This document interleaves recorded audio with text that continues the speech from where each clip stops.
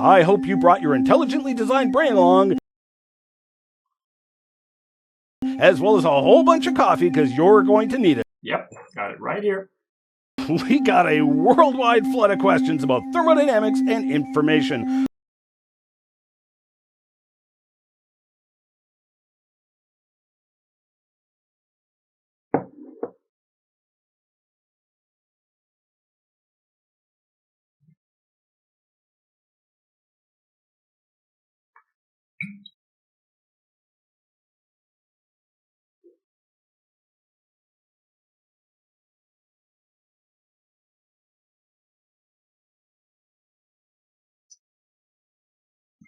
The first law of thermodynamics states that energy is neither created nor destroyed. It merely changes form.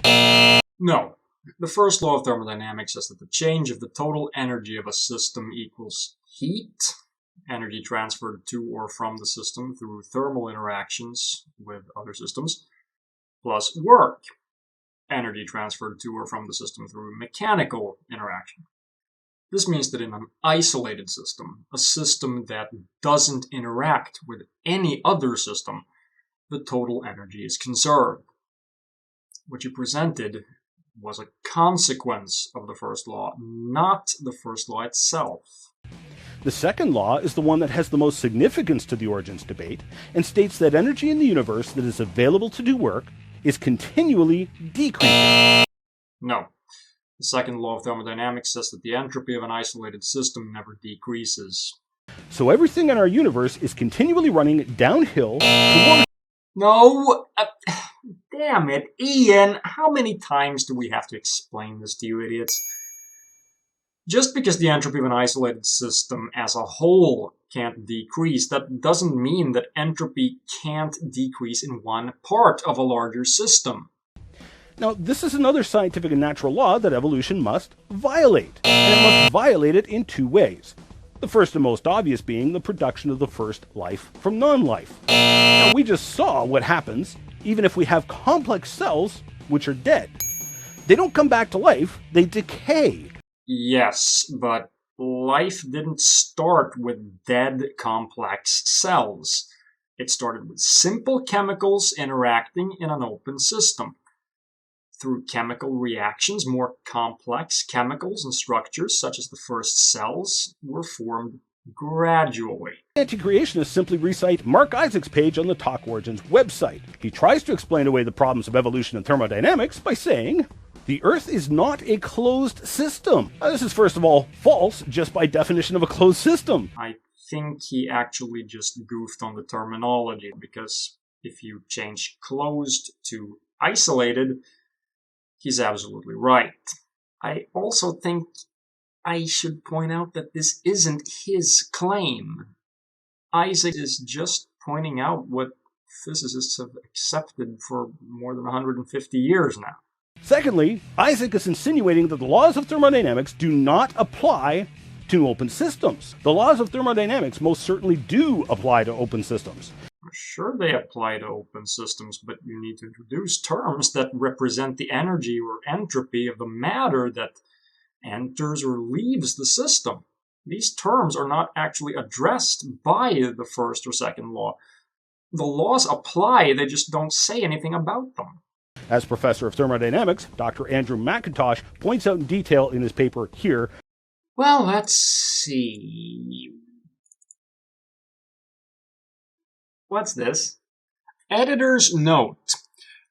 This paper presents a different paradigm than the traditional view. It is, in the view of the journal, an exploratory paper that does not give a complete justification for the alternative view. The reader should not assume that the journal or the reviewers agree with the conclusions of the paper. This is what you're going with. Okay. It requires energy to assemble them and keep them that way. You need directed energy to assemble them. And in particular, you need a machine. Define machine. Watch how this works. Let's take a look again at your fridge to understand what's going on here. Notice a few things here. The entropy was reversed only in a local area, but the entropy in the entire universe actually increased. Didn't you just say the for the...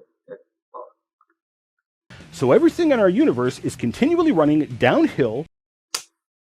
Secondly, to accomplish this feat, a machine was required. Define machine. What is a machine? Dr. McIntosh provided an excellent definition. A machine is a device for capturing energy from its surroundings such that it will be able to constrain such energy to do work. The building of molecular machinery only takes place when Here we go. What's information? Can you define it? Now, there are countless numbers of machines in your body called ATP synthase. The ATP has a lowered entropy, but the entropy in the universe has increased exactly in accord with the second law. So everything in our universe is continually running downhill. Notice that a machine was required to do this. Okay, so let me make the argument for you then. Definition: anything that reduces entropy is a machine. Accepted for the sake of argument. Premise 1. All machines are intelligently designed. Premise 2. ATP synthase reduces entropy. Conclusion 1. ATP synthase is a machine. Conclusion 2. ATP synthase is intelligently designed. I reject premise 1, Ian. Why? Because in order to accept that all machines are intelligently designed, I would have to first assume that ATP synthase, one of those machines, is also intelligently designed. But that's the conclusion of the argument. I'd have to accept the conclusion in order to accept the first premise. Ian, that's called begging the question. Now, we represent the chemicals in DNA as letters, but having letters does not mean you have information. Actually, yes. If you have letters, you have information. Proof? See? Read it. Tell me, what's the first letter? What's the second? What's the third? How are you able to answer these questions if there's no information here? You're confusing information with meaning. Just as the arrangement of letters in a book is not caused by the chemistry of ink and paper, there is no chemical reason that the letters in the DNA arranged themselves in the sequence they did. In fact, left to natural laws, the letters in DNA would not arrange themselves at all. That was so stupid, it was physically painful to hear it. Actually, yes, Ian, they would arrange themselves under the right circumstances, just like the letters HCl and NaOH rearrange themselves to H2O and NaCl because of... Oh, right, natural laws! This is elementary school science, Ian. At least here in Sweden. The information in a book is not the result of the book. Rather, the book is the result of the information. Correct, but it's a false analogy because we know that books have authors. Evolution is supposed to operate by making changes to the DNA to produce new molecular machines.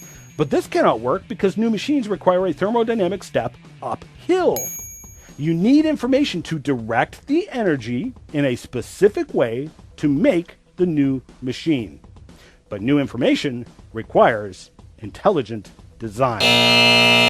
You can say it as many times as you like. A configuration of matter does not require intelligence. Now, at this point, some people start jumping up and down and getting really excited, saying that I'm arguing from incredulity. Well, yeah, but I wasn't actually going to go there. The problem here is that you're equivocating, making false analogies, attacking strawmen, begging the question, referencing sources that have absolutely no credibility, and demonstrating that you have no understanding of the subjects you're talking about, while giving the intended target audience, scientifically illiterate fundies, the impression that you're a nice, charming person with a lot of information that seems to make a lot of sense to them. Hey, credit where credit is due, Ian. You're a better speaker than I am. But that doesn't mean you're right. And you're not. To control thermodynamics, producing and maintaining life and diversity, you need intelligence. Intelligence that is outside of matter and energy. Intelligence that designed life and controlled matter and energy in order to produce life and all of its diversity. Somebody make the stupid go away!